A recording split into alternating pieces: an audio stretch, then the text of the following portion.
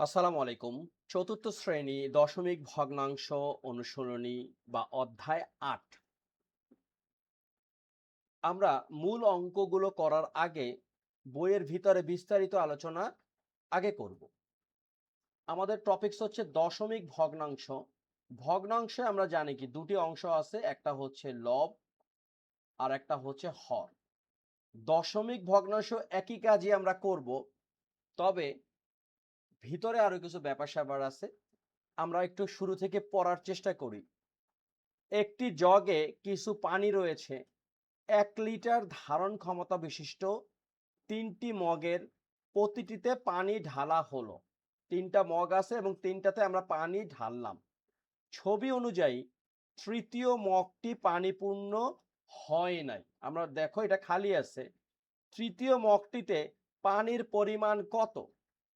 তো একটা বিষয় বলে রাখি, ৩টা মগ আছে, একটাতে আছে ১ লিটার, আরো একটাতে আছে ১ লিটার, কিন্তু তৃতীয় নাম্বারটা পরিপূর্ণ হয় নাই। কোনো কিছুর অংশকে প্রকাশ করার জন্য আমরা সেই অংশটিকে ১০ ভাগে ভাগ করে ব্যবহার করে থাকি। ১ লিটারকে ১/১০ অংশের সমান পরিমাণকে বলা হয় কি? ০.১ লিটার বলে।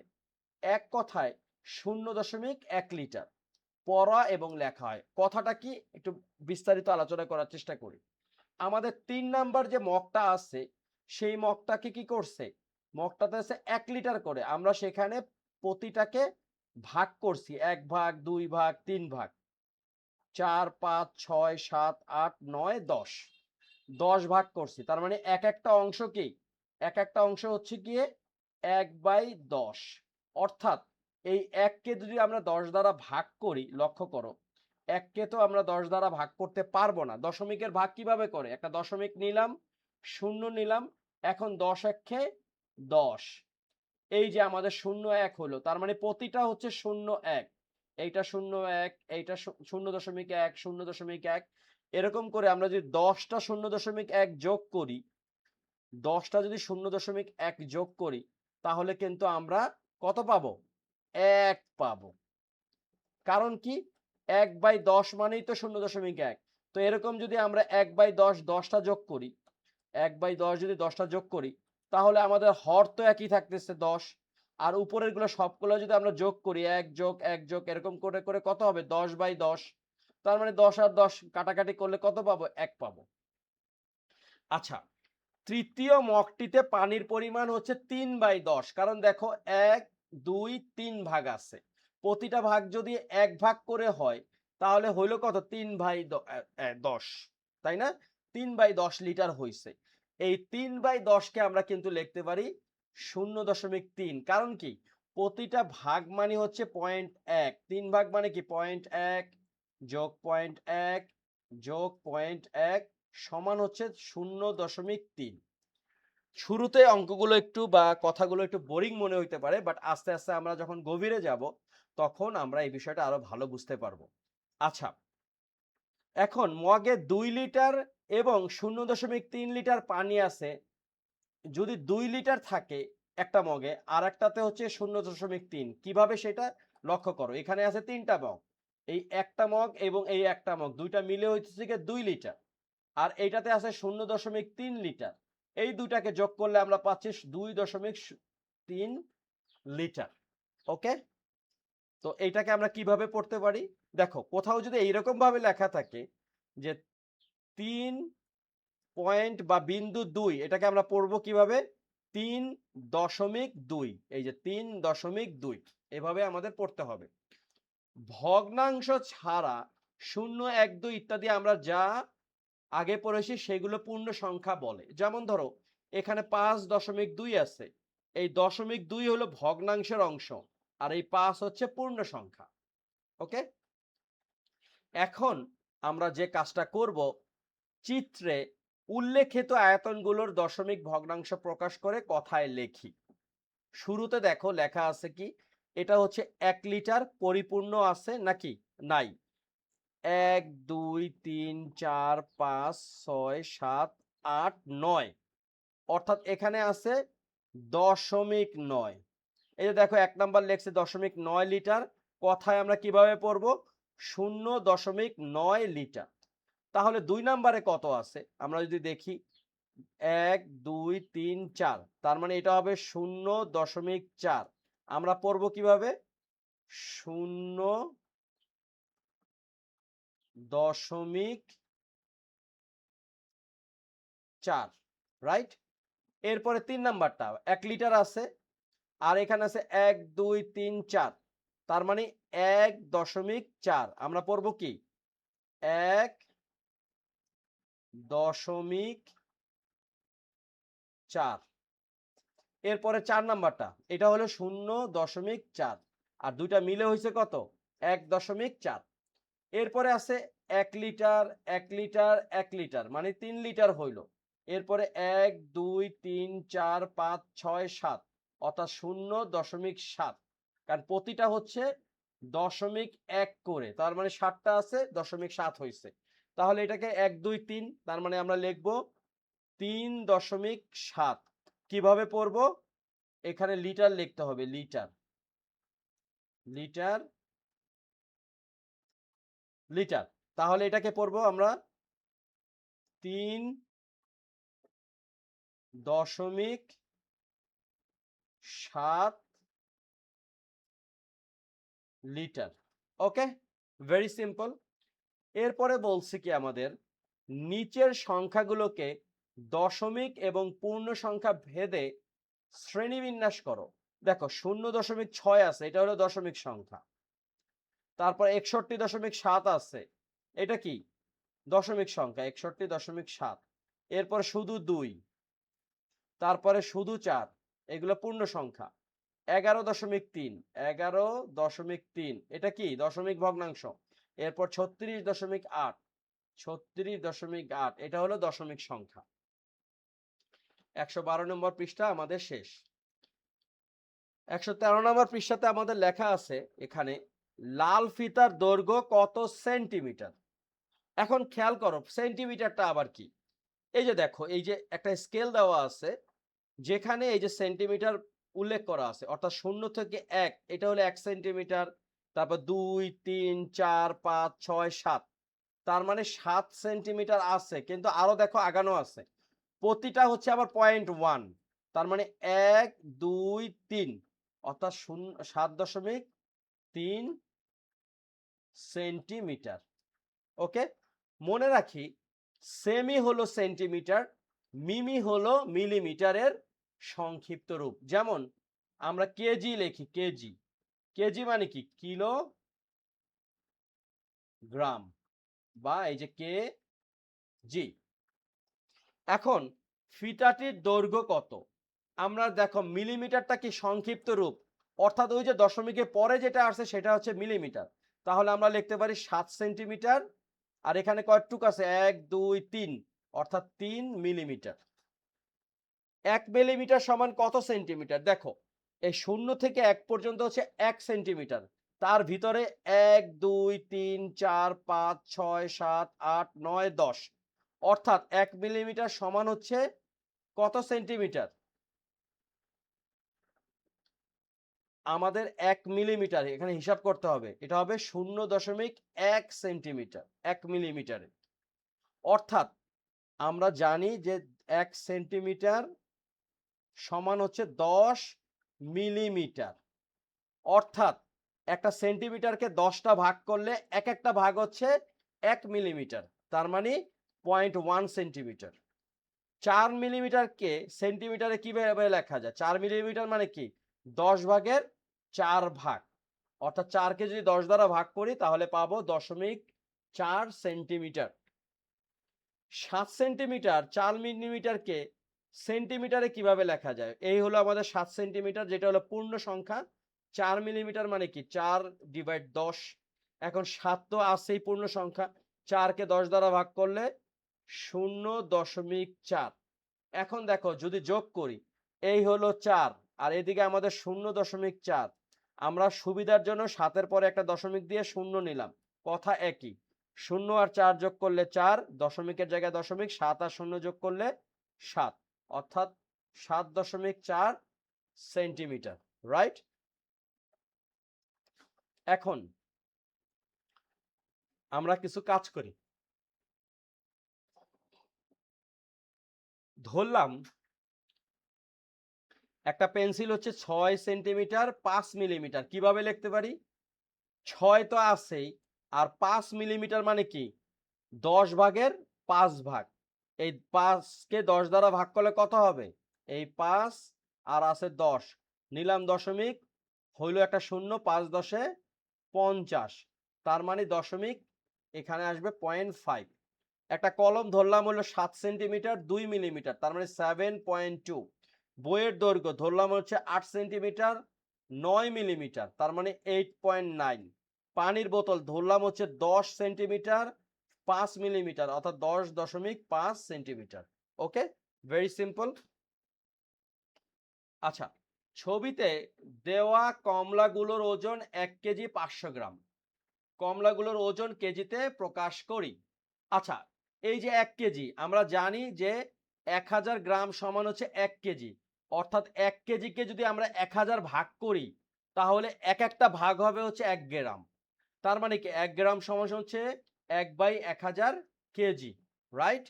তাহলে 100 গ্রাম কেজিতে কিভাবে লেখা যায়? 100 গ্রাম মানে কি? তখন 100 গ্রাম মানে হচ্ছে গিয়ে 1000-এর 100 ভাগ। এই হলো আমাদের 1000 100 ভাগ। এই শূন্য কাটা, এই শূন্য কাটা। কোন সংখ্যাকে 10 দ্বারা ভাগ করলে দশমিকের পরে ওই সংখ্যাটা হয়, অর্থাৎ 1 কে 10 দ্বারা ভাগ করলে 0.1 কেজি। এটাও কি 100 গ্রাম। 0.1 কেজি হলো 100 গ্রাম। এবার 500 গ্রামকে আমরা কিভাবে লিখতে পারি? 0.5 কেজি, তাই না? কারণ কি 500 গ্রাম মানে কি 1000-এর 500 ভাগ, অর্থাৎ এই 500 তারকে যদি আমি 1000 দ্বারা ভাগ করি, এই শূন্য কাটা, এই শূন্য কাটা, 5 কে 10 দ্বারা ভাগ করলে কত হবে? 0.5 হবে। 1 কেজি 500 গ্রামকে কেজিতে কিভাবে লেখা যায়? 1 কেজি তো এক পূর্ণ সংখ্যা, আর 500 গ্রামকে লিখতে পারি 0.5। এই হলো আমাদের 1.5 কেজি। দৈনন্দিন জীবনে অনেক ক্ষেত্রে আমরা দশমিকের ব্যবহার করি। 1 কেজি 200 গ্রাম চালকে আমরা লিখতে পারি 1.2 কেজি চাল। 1.3 সংখ্যাটিকে সংখ্যা রেখায় বসাই। দেখো, প্রথমে তো 1 আসছে, আবার দশমিকের জন্য 0.3, তার মানে 1 থেকে 2 পর্যন্ত অথবা 0 থেকে 1 পর্যন্ত তো 10 ভাগ করা হয়েছে। এক এক ভাগ হচ্ছে দশমিকের পরবর্তী অংশ। এখানে আছে 0.3, তার মানে 1 2 3, এই হচ্ছে আমাদের 1.3। ছোট গড়গুলো হচ্ছে 0.1 এর সমান। আচ্ছা, এরপরে বলছে সংখ্যা রেখায় ক খ গ এবং ঘ কোন কোন সংখ্যা নির্দেশ করে। যেমন ধরো ক, প্রথমটা তো হচ্ছে 0, তাই না? তার মানে হচ্ছে কি এটা কত হবে? এটা হবে 0 দশমিক, এটা 1 2 3 4 5 6 7 8 9 10, অর্থাৎ 0.1। খতে কত হবে? এই এক তো পূর্ণ সংখ্যা আছেই, তারপর 1 2 3 4 5 6 7, অর্থাৎ 0.7। গ কত হবে? 2 তো পূর্ণ সংখ্যা আছেই, 1 2, তার মানে 0.2। এরপর 3 থেকে 4 এর মাঝখানে যে ঘটা কত হবে? দেখো 3 তো আছেই, দশমিক হবে 1 2 3 4 5 6 7 8, অর্থাৎ 3.8। আমাদের অঙ্ক হয়ে গেল। এখন বলছে নিচের সংখ্যাগুলোকে উপরের সংখ্যা রেখায় প্রকাশ করো। নিচের সংখ্যাগুলোকে উপরের সংখ্যা রেখায় প্রকাশ করতে বলছে। আমরা একটু অন্য কালিতে প্রকাশ করি। প্রথমে আছে 0.9, এই যে আমাদের 0.9, এটা হলো 0.9। এরপর 0.5, 1 2 3 4 5, এই যে আমাদের 0.5। তারপর আছে 2.6, এই হলো 2, 1 2 3 4 5 6, এই যে আমাদের 2.6। এরপর বলছে 3.2, এই হলো 3 1 2, এই যে আমাদের 3.2। খুব সহজেই এই অঙ্কগুলো করে ফেললাম। এখন বলছে দশমিক 0.5 1.8 3.3 কতটি 0 1 দ্বারা গঠিত? আচ্ছা, খেয়াল করো, একের ভিতরে 0 1 আছে কয়টি? একের ভিতরে 0 1 আছে 10টি। তাহলে 0.5-এর ভিতরে কয়টি আছে? আমি যদি লিখি 0.5-এর ভিতরে আছে কয়টি? দেখো 0.1 যোগ 0.1 যোগ 0.1 যোগ 0.1, 1, 2, 3, 4 আবার 0.1। এই যে 5টা যোগ করলে হবে কত? 0.5। তার মানে 0.5-এর ভিতরে 0.1 আছে 5টি। 1.8 1.8-এর ভিতরে কয়টি আছে? 0.1। 1.8-এর ভিতরে আছে 1-এর জন্য আছে 10টি আর 0.8-এর জন্য আছে 8টি। তার মানে মোট আছে 18টি। ওকে, 3.3-এর জন্য কয়টি আছে? 3.3 3-এর জন্য আছে 30টি আর 0.3-এর জন্য আছে 3টি। তার মানে সমান হবে 33টি। ওকে, সহজে আমরা করে ফেললাম। এখন বলছে 0.5-এর 0.1 আছে 5টি, 1.8-এর জন্য আছে 18টি, 3.3-এর জন্য আছে 33টি। ওকে, ভেরি সিম্পল। লক্ষ্য করো, এই যে 0 থেকে 1, এই যে একটা 0.1 0.1 0.1 0.1 0.1 এরকম করে আমরা হিসাব করলে করতে পারবো। নিচের প্রশ্নগুলোর উত্তর দেই। 28টি 0.1 দ্বারা গঠিত সংখ্যাটি লেখো। 28টি 0.1, তার মানে কি?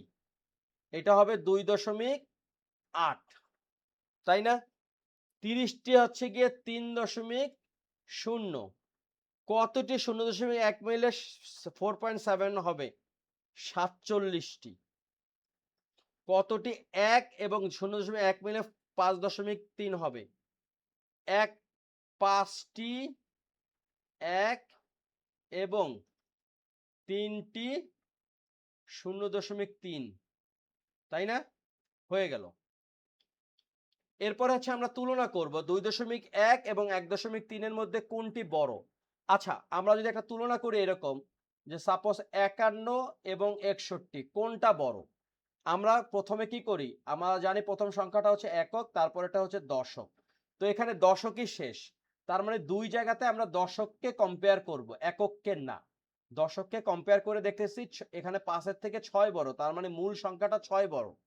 ঠিক সেরকম দশমিকের আগে এখানে আছে 2 আর দশমিকের আগে এখানে আছে 1, তার মানে 2.1 সংখ্যাটি বড়, অর্থাৎ 2.1 গ্রেটার দেন 1.3। আবার আরেকটা ভাবে আমরা তুলনা করতে পারি। এই হচ্ছে কত? 1.3, 1 1 2 3, এই হচ্ছে আমাদের 1.3 আর 2.1 হচ্ছে 2 আর এই হচ্ছে 1, 2.1। যত সংখ্যা রেখার ডান দিকে যাব তত সংখ্যাটি বড় হবে। আবার আরেকটা জিনিস খেয়াল করো, 2.1 গঠন করতে 21টি 0.1 লাগে আর 1.3 গঠন করতে 13টি লাগে। তার মানে কি 2.1টা বড়। এখন আমরা প্রতীকের মাধ্যমে প্রকাশ করব।